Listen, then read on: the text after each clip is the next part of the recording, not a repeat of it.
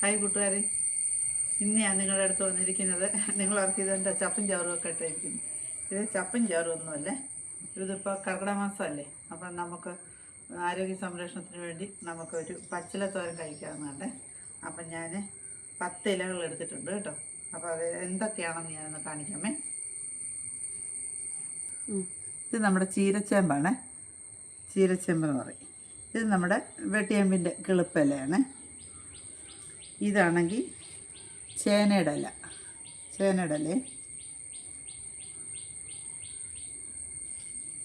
എല്ലാം ഞാൻ ശകലിച്ചേ എടുത്തിട്ടുള്ളൂ കേട്ടോ, ഞങ്ങൾക്ക് കുറച്ച് മതിയല്ലോ. ഇത് കണ്ടോ, തവിഴാമ്മ, ഇതാണ് തവിഴാമ്മ. ഇത് ആരോഗ്യത്തിന് നല്ലതാണെന്നാണ് പറയുന്നത്, ശരീരത്തിലെ നീര് പറ്റാനും ഒക്കെ ഇത് അത്യുത്തമമാണ് ഇങ്ങനെ പറയുന്നു.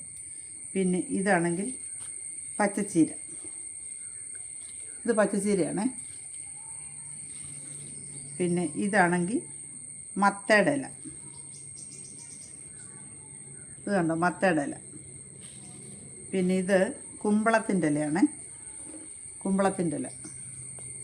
ഇതൊരു ചെറിയ ചെറിയ രോമം പോലെ ഉണ്ട്, അത് നമ്മുടെ കയ്യിലിട്ടൊന്ന് ഇങ്ങനെ ഒന്ന് കശക്കി കഴിയുമ്പോൾ അതിൻ്റെ ഇതങ്ങ് മാറും കേട്ടോ. പിന്നെ ഞാൻ കാണിക്കുന്നത് പയറിൻ്റെ ഇല, നമ്മുടെ പയറിൻ്റെ കിളിപ്പിലയാണ്, നീളമുള്ള പയറിൻ്റെ കിളിപ്പില. ഞാനെല്ലാം ഇച്ചിരി എടുത്തിട്ടുള്ളൂ കേട്ടോ, എല്ലാം ഇളപ്പ ഇലയാണ് എടുക്കേണ്ടത്. പിന്നെ ഇതെന്ന് പറഞ്ഞാൽ ഇത് മൈസൂർ ചീരയുടെ തണ്ട്.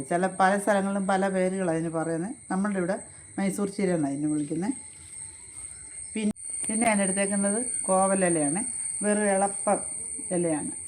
അങ്ങനെയാണ് ഞാൻ 10 ഇല എടുത്തിരിക്കുന്നത്.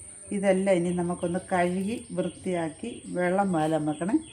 വെള്ളം വാലാൻ വെച്ചിട്ട് നമുക്ക് അരിഞ്ഞ് തോരൻ വെക്കാം. തോരൻ വെച്ച് കഴിഞ്ഞിട്ട് ഞാൻ നിങ്ങളെ കാണിക്കാമേ. അപ്പം പിന്നെ അതിന് ഞാൻ 5-6 വെള്ളക്കാന്തരിയാണ് പറിച്ചത്. നമ്മുടെ പറമ്പിലെ തന്നെയാണ് ഇതെല്ലാം നമ്മുടെ പറമ്പിൽ നിന്ന് നമ്മൾ എടുത്താൽ കേട്ടോ. പക്ഷെ തകരയുടെ ഇലയും ചേർക്കുമായിരുന്നു, പക്ഷേ തകര ഇല എനിക്കില്ല കേട്ടോ. ബാക്കിയെല്ലാം നമ്മുടെ പറമ്പിലെ തന്നെയാണ് ഉപയോഗിച്ചിരുന്നത്. പിന്നെ ഞാനിതൊന്ന് കഴുകി വൃത്തിയാക്കി അരിഞ്ഞെടുത്തിട്ട് കാണിക്കും.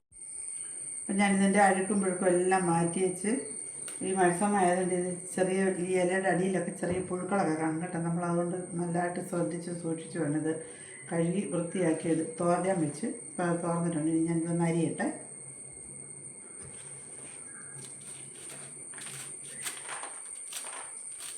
കേട്ടോ, ഇങ്ങനെ ഒന്നിച്ച് ഇത്രയും ഇലകൾ ഒന്നിച്ച് തോരൻ വെക്കണം കേട്ടോ. മറ്റേ എല്ലാം സെപ്പറേറ്റ് ഞാൻ തോരൻ വെക്കുന്നതാണ്. മിക്കവാറും എൻ്റെ ഭക്ഷണത്തിൽ ഞാൻ നല്ല തോരൻ ഉൾപ്പെടുത്തുന്നു.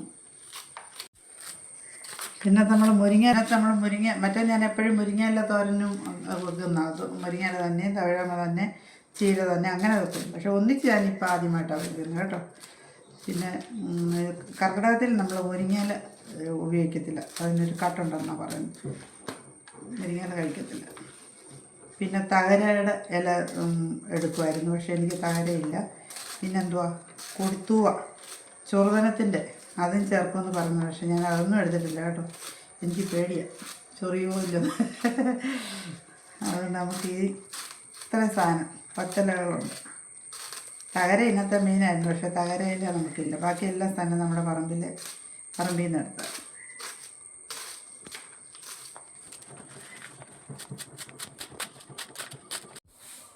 വെള്ളത്താരനായതുകൊണ്ട് ഇച്ചിരി വെളിച്ചെണ്ണ,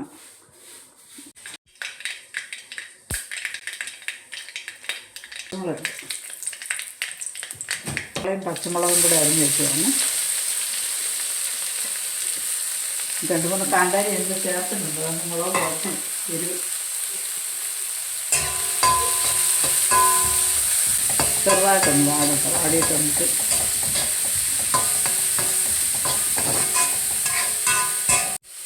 ഇതിനകത്ത് നമ്മൾ 2-3 കാന്താരി, പിന്നെ ജീരകവും മഞ്ഞപ്പൊടി ഇട്ടിട്ടുള്ള, എല്ലാ വേറൊന്നും പ്രത്യേകിച്ച് ചേർത്തിട്ടില്ല. തേങ്ങ ഇച്ചിരി കൂടുതലെടുത്ത ഇലയല്ലേ, പല സൈസ് ഇലയല്ല, അതുകൊണ്ട് ഞാൻ ഇച്ചിരി കൂടുതൽ തേങ്ങ ഇട്ടിട്ടുണ്ട്. ചെറുതായിട്ടൊന്ന് അരപ്പിൻ്റെ പച്ചമണം ഒന്ന് മാറട്ടെ.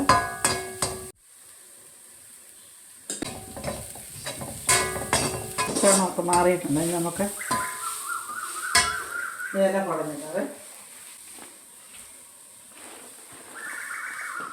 നമ്മൾ അത്രയും കുറച്ചെടുത്തിട്ടും ഇത്രയുണ്ട്.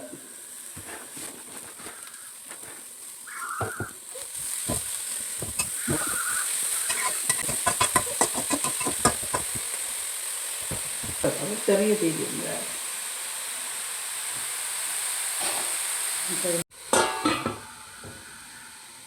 ഇപ്പം 5 മിനിറ്റ് ആയില്ല, നമുക്കൊന്ന് തുറന്ന് നോക്കാമേ. ഒന്ന് ഇളക്കാം.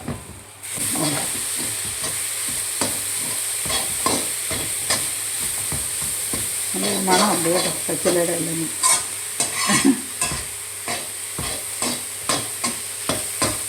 തോരൻ റെഡി ആയിട്ടുണ്ട് കേട്ടോ. തോരൻ റെഡി ആയിട്ടുണ്ട്. അപ്പം പിന്നെ നമ്മൾ രുചി നോക്കിയല്ല, ഈ കർക്കിടക മാസത്തിൽ ഈ ഇല കഴിക്കണമല്ലോ. അപ്പോൾ അതിനുവേണ്ടി എല്ലാവരും ഒന്ന് ട്രൈ ചെയ്യുക. എല്ലാവരും കർക്കിടക കഞ്ഞിയൊക്കെ കുടിച്ച് ആരോഗ്യം സംരക്ഷിക്കുക. അപ്പോൾ എല്ലാവരും ഇതൊന്ന് ട്രൈ ചെയ്യുക. തീർച്ചയായിട്ടും നിങ്ങൾക്ക് ഇഷ്ടപ്പെടും. ഓക്കെ, അടുത്ത വീഡിയോ നമുക്ക് വീണ്ടും കാണാം.